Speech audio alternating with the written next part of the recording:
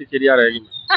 चुनाव आने पे विकास की बात वो लोग करते हैं जो यहाँ आते हैं, उनको वोट चाहिए होता है तो वो विकास की बात करते हैं। हमारे यहाँ विकास हो रहा है, हम लोग विकासशील हैं। और आप देखिए यहाँ एक एक गली चौराहे जाके देख लीजिए, आप जहाँ सुविधा जो मिला है लोगों से आप पूछ लीजिए, आम जन से पूछ लीजिए, लोग बहुत प्रफुल्लित हैं, आज बहुत अच्छे जीवन जी रहे हैं। जो पहले जो था, मतलब समझिए कि बांकीपुर में तो विकास ही विकास हुआ है। बांकीपुर के लिए तो कोई कुछ बोल ही नहीं सकता है कि बांकीपुर में विकास नहीं हुआ है।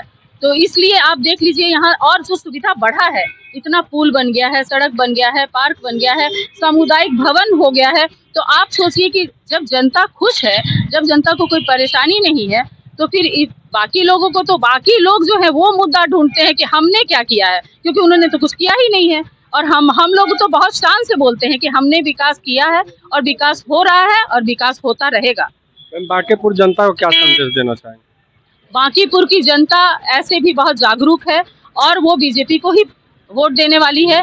और बांकीपुर की जनता जो है वो अभी खुद बता देगी कि वो कितनी जागरूक है। यह चुनाव होने दीजिए, उसके बाद जब परिणाम आएगा और हम लोग जश्न मनाएंगे। मैं एक अलग क्वेश्चन पूछना चाहता हूँ, ये भरत तिवारी के इनकाउंटर के बारे में क्या राय है? मैं एक माँ हूँ, किसी के भी बच्चे की अगर इस तरीके से जान जाती है तो बहुत ही मार्मिक घटना है। लेकिन घटना किस लिए हुआ जो प्रथम दृष्टया में दिखता है, शायद वो सही नहीं होता है।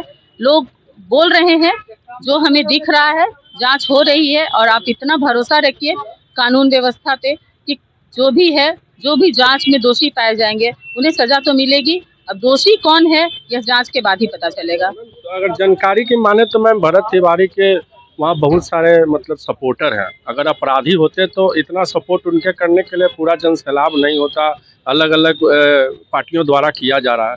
तो कहीं ना कहीं प्रशासन से ये चूक हुई इनकाउंटर में, क्योंकि वीडियो में भी देखा जा रहा है कि वो पिस्तौल फेंक दिए थे, सिलेंडर कर दिए थे, पुलिस को कोई हानि नहीं पहुंचा, उसके बाद भी इनकाउंटर।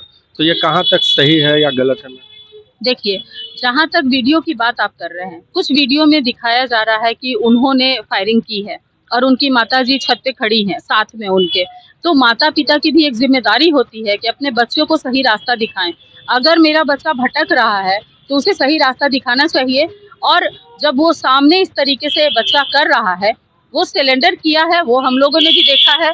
अब इसमें प्रश्न उठता है कि पुलिस ने गोली चलाई या कोई विपक्षी है वो उन्हें गोली से घायल किए। तो ये जांच का विषय है। हो सकता है कि विपक्षी की चाल हो, सम्राट चौधरी को बदनाम करने की कोशिश की जा रही हो सकता है, ऐसा भी हो सकता है। लेकिन यह जांच का विषय है, क्योंकि हमने देखा सिलेंडर किया, गोली मारते हुए हमने नहीं देखा कि किसने उन्हें गोली मारा। ये भी आशा लगा कोई और भी गोली मार सकते हैं प्रशासन के अलावा। बिल्कुल हो सकता है, क्योंकि अभी जब से सम्राट चौधरी जी बने हैं तब से लोग इनके भी पीछे पड़े हैं कि कानून व्यवस्था अच्छा नहीं है। तो हो सकता है कि इसमें भी होता है कि कुछ लोग अपना दाल गला रहे होंगे।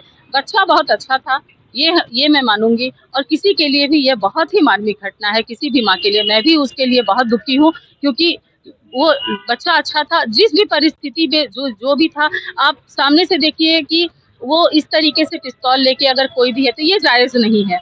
किसी का भी बच्चा मंगवाने के लिए आप अगर उद्दंडता पे उतरते हैं तो वो जायज नहीं कहा जाता है।